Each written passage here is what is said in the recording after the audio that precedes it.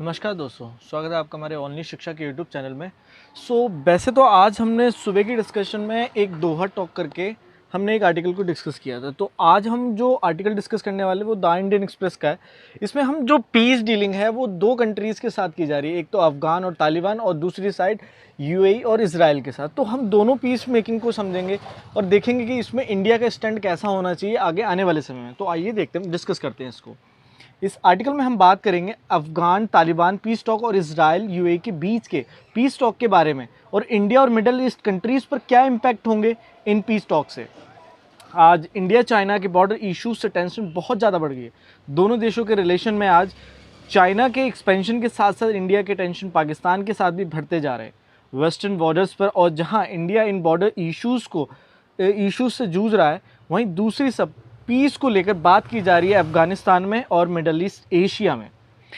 अफगान तालिबान की सबसे पहले पीस टॉक लास्ट सैटरडे को दोहा कतर में हुई थी, और साथ ही में दूसरी साइड पीस एग्रीमेंट को लेकर आज यूएई और इजराइल के बीच में लाया गया। पीस एग्रीमेंट साइन किया जाएगा और बहरान दूसरी गल्फ कंट्री होगी जिसके डिप्लोमेटिक रिलेशन इसराइल के साथ इस्टेब्लिश किए जाएंगे। पीस एग्रीमेंट के साथ साथ बहुत सारे आज संकोच भी जताया जा रहा है इन पीस एग्रीमेंट से। हो सकता है कि ये दोनों पीस एग्रीमेंट को ढंग से इम्प्लीमेंट ही ना किया जाए। इजराइल और गल्फ कंट्री बहरान के बीच में पीस एग्रीमेंट होने से मिडिल ईस्ट में पीस को कायम नहीं किया जा सकता, क्योंकि आज हर एक देश की इंसर्जेंसी ग्रुप्स बहुत ज़्यादा बनते ही जा रहे हैं। प्रेसिडेंट डोनाल्ड ट्रंप द्वारा अफगान पीस टॉक और अरेबिया पीस इसलिए किया जा रहा है जिससे कि वे इस साल हो रहे नवंबर इलेक्शन को विन कर सके। प्रेसिडेंट डोनाल्ड ट्रंप ये पीस एग्रीमेंट इसलिए लाए गए क्योंकि डोनाल्ड ट्रंप द्वारा बोला ही जाता है कि यूएस किसी एंडलेस वॉर में फंसना नहीं चाहता आगे मिडिल ईस्ट एशिया में, क्योंकि ये जो यूएस है काफ़ी सालों से मिडिल ईस्ट एशिया में एंडलेस वॉर्स में फंसा हुआ है, जैसे कि अफगानिस्तान में। आज अफगानिस्तान और तालिबान पीस टॉक से सीज़ फायर को लाया जा रहा है, जिसे तालिबान द्वारा किए जाने वाले वायलेंस को ख़त्म किया जाएगा, जिसके लिए न्यू फ्रेमवर्क लाया जा रहा है।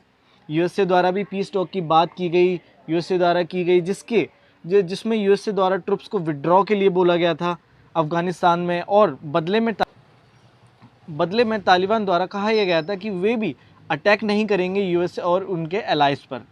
मिडल ईस्ट एशिया में पास से ही यूएस पॉलिटिक्स का दबदबा बना हुआ है, लेकिन US president Donald Trump first president है जो यूएस को मिडल ईस्ट एशिया के वॉर से यूएसए को नहीं डालना चाहते हैं उसमें।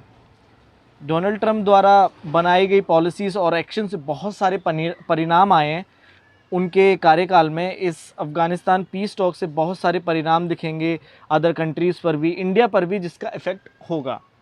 जैसे कि पहला असर होगा इस पीस टॉक एग्रीमेंट से स्ट्रैटेजिक नेचर में चेंज आएगा उस कंट्री की। शायद हो सकता है कि तालिबान के पॉलिटिक्स में आने से जिन कंट्रीज़ के साथ टाइप है उनके रिलेशंस में प्रॉब्लम आ जाए।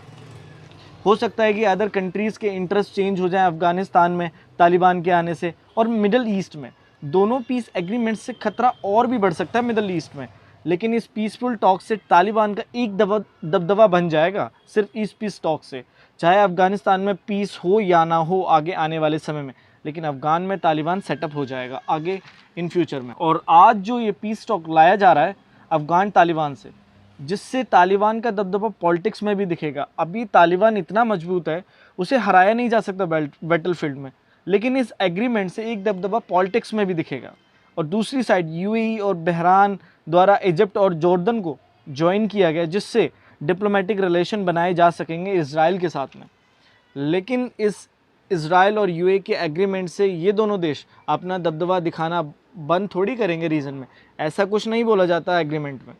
दूसरा कि इस पीस से अरेबिया की इम्पोर्टेंस और ज़्यादा इंक्रीज़ होगी सब कॉन्टिनेंट जियोपॉलिटिक्स में। इंडिया द्वारा अभी फोकस सिर्फ किया जाता है ऑल सप्लाईज़ को लेके, मैन पावर को यहाँ से एक्सपोर्ट किया जाता है ज़्यादा से ज़्यादा, और लिमिटेड उन रीजन्स में किया जाता है जहाँ पे इंडिया के इश्यूज़ हैं पाकिस्तान के साथ। फॉर एग्जांपल के लिए बोला जाता है कि अफ़गान पीस टॉक को कतर दोहा में किया जा रहा है, जो बहुत ही छोटा गल्फ़ किंगडम है। 1980 में गल्फ़ अरब द्वारा हराया गया था सोवियत ऑक्यूपेशन ऑफ अफ़गानिस्तान को। यूएई और सऊदी अरब द्वारा, ये दोनों ऐसी कंट्रीज़ हैं जिनके द्वारा तालिबान गवर्नमेंट को रिकॉग्नाइज किया गया था 1990 में, लेकिन आज वे दोबारा से चुप बैठे हैं। बट वे कभी नहीं चाहेंगे कि अफ़गानिस्तान की लीड गल्फ़ कतर के हाथ में जाए। और इंडिया को इन सब पीस पर अपनी पोजीशन लेनी होगी मिडल ईस्ट में, क्योंकि आज चीज़ चेंज हो रही है मिडल ईस्ट में, जहाँ पर रीअलाइनमेंट की जा रही है अरब और नॉन अरब स्टेट्स के बीच में, लाइक ईरान, तुर्की और इजराइल के में। आज इन सभी पीस डील से एक बहुत बड़ा चेंज आएगा इन सब कंट्रीज़ के रिलेशन में, क्योंकि आज रिकन्सिलेशन पीस डील होने से अरब की इजराइल के साथ, जिससे और ज़्यादा विवाद होगा टर्की और ईरान के साथ में। आगे कहा जाता है कि डोनाल्ड ट्रंप द्वारा अफगानिस्तान से निकलना और पीस डील कराना इजराइल और यूए के बीच में, ऐसा कहा जाता है कि यूएसए की पावर कम हो रही थी, इसलिए ऐसा किया गया मिडल ईस्ट में यूएसए द्वारा।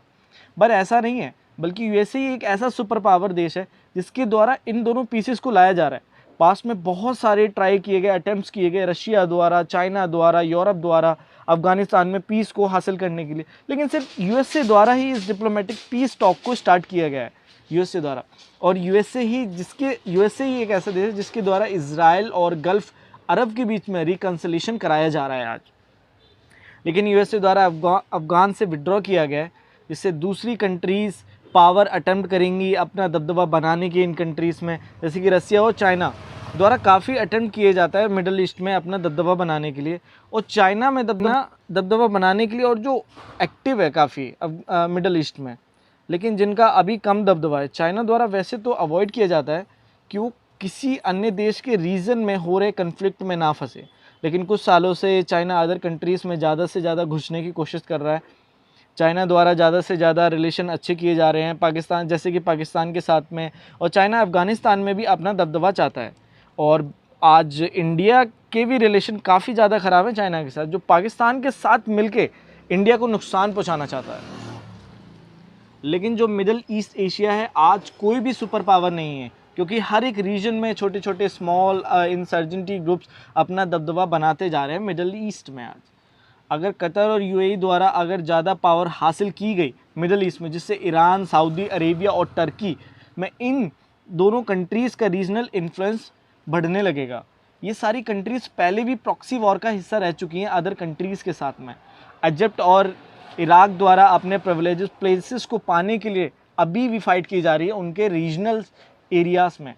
अंत में बोला जाता है इस पीस टॉक से इन कंट्रीज़ में वायलेंस और ज़्यादा बढ़ेगा, रिलीजियस रेडिकलाइजेशन होना स्टार्ट हो जाएगा, रिलीजियस के लिए लड़ाई बढ़ जाएगी, एथनिक ग्रुप्स के बीच में और फाइट होना स्टार्ट हो जाएगा, और कंट्रीज़ के गवर्नमेंट के कन्फ्लिक्ट स्टार्ट होंगे अदर कंट्रीज़ के साथ में, और खुद ही की गवर्नमेंट में कन्फ्लिक्ट स्टार्ट हो जाएगा।